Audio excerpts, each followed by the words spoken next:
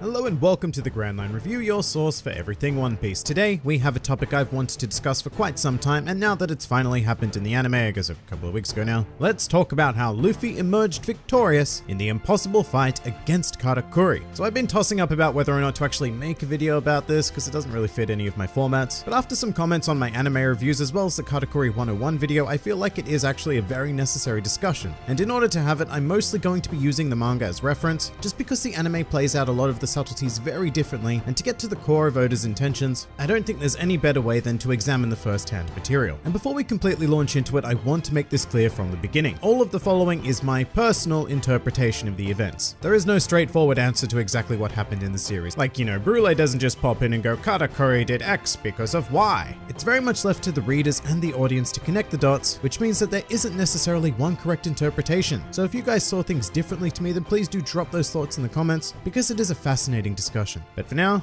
let's get into it. Alright, so a lot of the comments I received recently quite straightforwardly asked me how Luffy won or why Katakuri let him win, as well as posed explanations of their own, with the predominant thought being that Luffy won because of plot armor. And just before I completely dispel that argument, if you're not familiar with that term, it is the theory that the main character will always be protected by the fact that they simply cannot be removed from the story. So in this case, Luffy has to defeat Katakuri in order to move on with his journey. Now, almost every story is subject to this concept, but it only becomes a detrimental factor when the author cannot posit a satisfying and natural explanation as to why the main character overcame the problem they did. And this is where I think people are getting confused with Luffy versus Katakuri. They're having trouble understanding how this outcome eventuated, because on paper there is absolutely no way that Luffy conquers Katakuri. He's faster, stronger, significantly more experienced, and holds two highly elevated forms of Haki, one of which Luffy begins to experience, but that simply isn't enough. In addition to that, he also has Conqueror's Haki, so Luffy can't even use that to any sort of advantage. As well as the fact that Katakuri's Devil Fruit allowed him to mimic all of Luffy's attacks, except that Katakuri performed them even better. The one and only physical advantage we can give to Luffy in this fight is sheer endurance. He can tank hits like a champ and never let pain get the better of him. Luffy just will not allow himself to fall until his goal has been accomplished, and that mentality certainly plays into the results, especially considering that Luffy's goal actually changes mid-battle. And if you're one of the few people out there who still believe that Luffy physically overcame Katakuri, also bear in mind that Luffy was in a very bad condition before this fight even began. Whole Cake Island was not an easy arc for him at all, essentially beginning with an 11-hour bout against Charlotte Cracker, and after that he never really recovered. He was a wreck that no amount of magic milk could fix, and arrived at the wedding completely sleep-deprived. So even if Luffy was as strong as Katakuri, which I personally do not believe in the slightest, he showed up to this conflict entirely unprepared and at a sharp disadvantage before the first punch was even thrown. If this fight was about strength alone, Katakuri would have won. Which isn't to say that Luffy is weak by any means, because he was able to perform on Katakuri's level, he was just outclassed. And this is where the plot armor argument comes in. Those who pose this thought are thinking of this event purely as a fight, and that is a dangerous idea because it locks your mind into thinking that the only way out of this situation is for Luffy to be stronger than Katakuri. And that did not happen. So when Luffy ends up victorious after not having achieved the needed strength, it doesn't sit right with certain fans. And to them it feels like Oda made Katakuri too strong and had to more or less make him give up to have Luffy continue his journey. And if that were the case, then yes, that would be an example of plot armor. And that way of thinking takes so much away from what this fight was actually doing. But two things are undeniably true. The first is that Katakuri was simply too strong for Luffy to overcome. However, it was not a mistake to make him that strong. And secondly, it's also true that Katakuri resigned from the fight. But the question we need to ask ourselves is,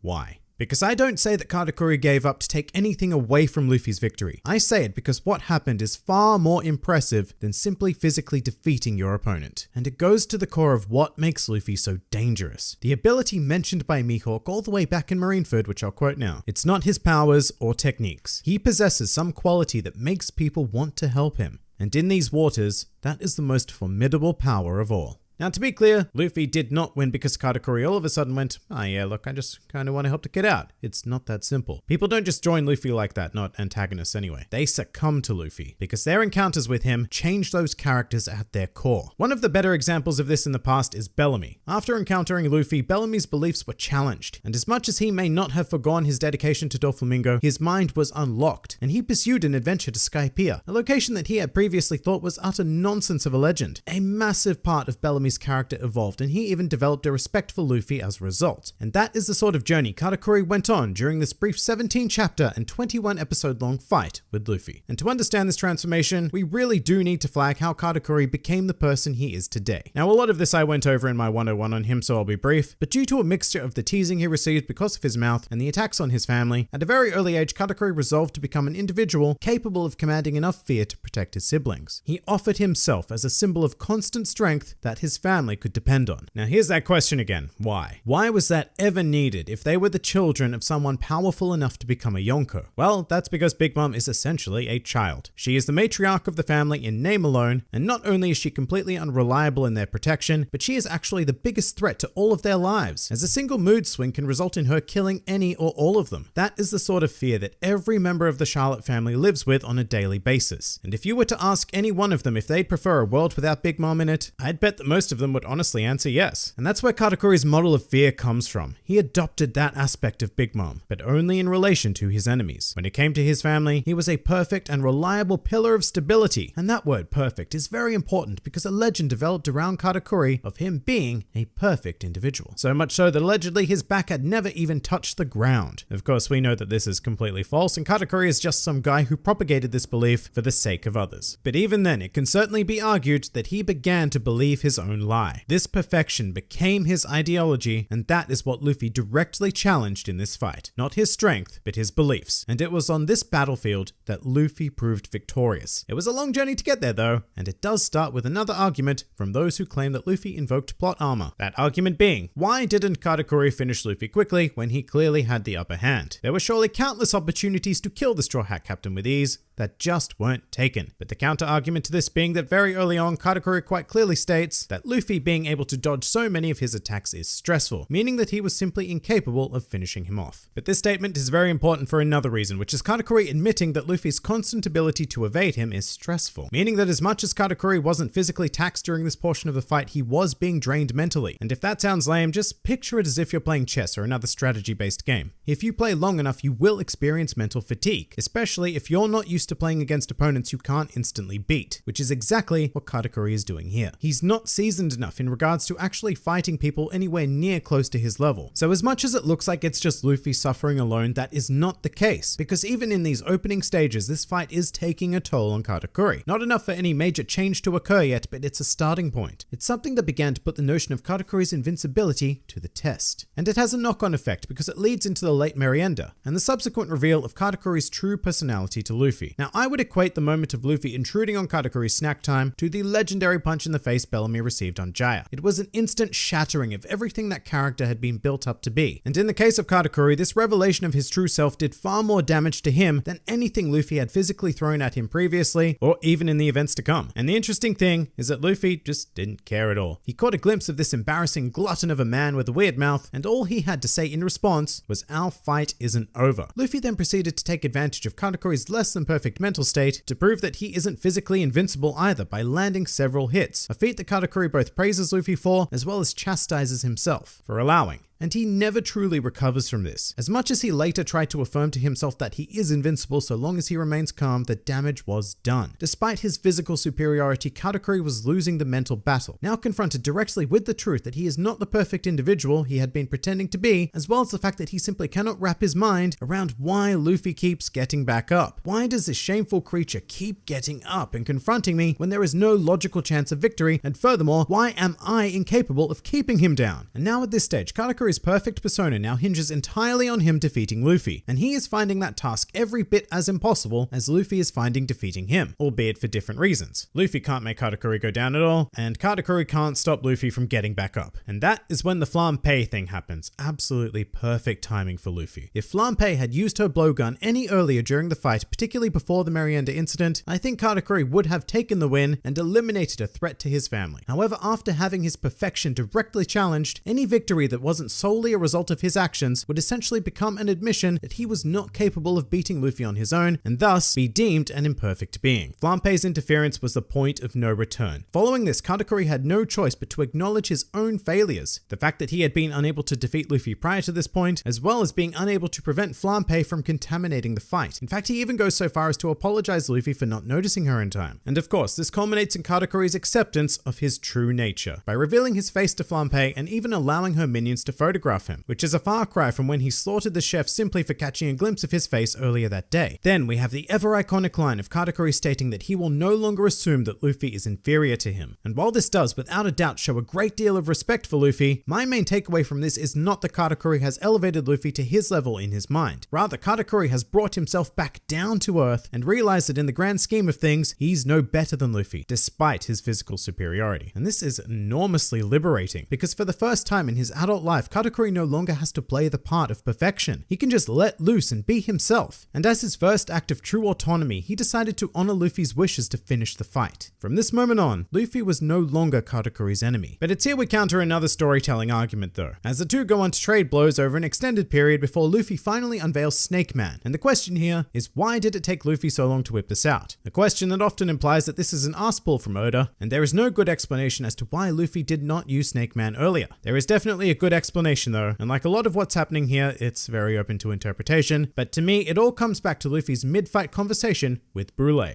Earlier in the video, I said that Luffy's goal changed halfway during this fight, and this is the point where it happened, where he was pondering over whether or not he would be able to develop Future Sight, as well as Rayleigh's words about Haki blooming in battle. And after that particular point, Luffy did not invoke Gear Forth again until right at the end with Snake Man. This is because his goal was no longer simply to defeat Katakuri and move on, but to enhance his own observation Haki through extreme use as directed by Rayleigh. And using any form of Gear Forth would be highly counterproductive to this effort because of the fact that after extended use, Luffy loses the ability to use Haki altogether for 10 minutes. So to breed the most extreme conditions for Luffy's Haki to develop, it makes all the sense in the world to stay in his base form, where he can continue to pursue observation whilst also allowing him access to unrestricted armament Haki in order to defend himself against Katakuri, because without it, Luffy has zero chance whatsoever. And so at the point where Snake Man comes into it, that is Luffy saying that he has either gotten everything he needs from this fight, or, and I think this is much more likely, that he has reached even his physical limit and needs to finish this now. I say the latter is more likely because in the manga the artwork is just brutal, and it's very visually clear in one panel in particular that Luffy can barely get back up to his feet. So Snake Man happens, which allows Luffy to fight on a sort of equal footing with Katakuri, although he is still clearly stronger and faster, which you can see because Luffy's punches don't have anywhere near the effect on him that Katakuri's punches are still having on Luffy, and by the fact that Katakuri is still capable of dodging most of these insane Snake Man hits, but with that said, he isn't capable of quickly adapting enough to the form, and then we have the final physical clash of the fight, which does knock out both combatants. Now there is definitely a discussion to be had here because it can be argued that because of the flow of the panels, that Katakuri only allows himself to fall after Luffy has already done the same. It can also be said that Luffy got in a good hit because the final strike was an attack on Katakuri's stomach, which would have also hit his self-inflicted trident injury. I'm not going to strongly argue either of those points because that goes a bit too deeply into the realm of interpretation even for me, but the fact is that Katakuri fell second and he was the first to get back on his feet. He was exhausted and he was greatly injured, but he was ready to keep going. The only issue being that he had no real reason left to fight. Luffy wasn't his enemy, he had no reputation to protect, and his family were in no real danger. Well, I mean, except from Big Mom herself. And so the question becomes, will you be back someday to topple Big Mom? And this is the stark contrast of what Katakuri has become over the course of the fight. He went from believing without a doubt that Luffy is inferior to him in every way, to believing that one day he could defeat someone whom Katakuri himself could never hope to stand against. And that is Luffy's victory. Because while this fight was won by Katakuri in the physical arena, it was won by Luffy in the psychological arena. This fight changed Katakuri as a person, shattering his obligation to be the perfect being that he thought he needed to become from childhood. He got a taste of the freedom that is one of the core motivations for piracy all across the planet, and furthermore, Luffy himself represented a sliver of hope in an otherwise impossible world. So after hearing Luffy's declaration to become the Pirate King, a phrase that he is bound to have heard his mother say at multiple points, and a feat that even she has never managed to achieve, there's nothing left to do but accept that, as so many characters eventually come to do with Luffy, and finally, Katakuri completely embraces who he is and falls onto his back, very purposely destroying the #1 rumor in regards to his invincible persona. And that's kind of that. Katakuri had no reason to keep fighting. One of his main driving forces to continue the fight was Luffy's desire to continue it. So once Luffy stated that this would be the final clash,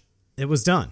The two of them parted ways with great respect for one another, and that's the end of that. Alright, that took a lot longer than I thought it would, but once again, I feel like this was a necessary discussion to put out there. In my opinion, this was a fantastic event in One Piece where the outcome of a fight didn't just hinge on Luffy physically overcoming someone, and it's definitely one of my favorite clashes in the entire series. A lot of people are still going to complain and shit all over it because they feel it's badly written, primarily probably because they haven't taken the time to understand that a character is much more than their physical prowess, but whatever. There may even be some accusations that I'm a blind fanboy and I'm just seeing what I want to see, which is ironic because those are the people who were probably only paying half attention to the fight. But once again, whatever. I'm no Oda apologist. One Piece has its problems, yes, even in the manga. Just like Katakuri, it's not perfect. But this fight is not one of those moments. It was a well-crafted, unique event in the series. And that pretty much does it for my interpretation of Luffy vs. Katakuri. If you enjoyed this video and the content this channel produces in general, then please consider donating to the Grand Line Review Patreon, because the support of all of you amazing people is what continues to make this channel possible. Also, do check out my Teespring store if you're interested in shirts, hoodies, and other miscellaneous items, with the proceeds going directly to support the channel as well. And if you'd like to join the fun, then please do head over to my Discord server where a wide array of shenaniganry takes place on a daily basis. And finally, please do comment with your thoughts on Luffy vs. Katakuri. This has been the Grand Line Review, and I'll see you next time.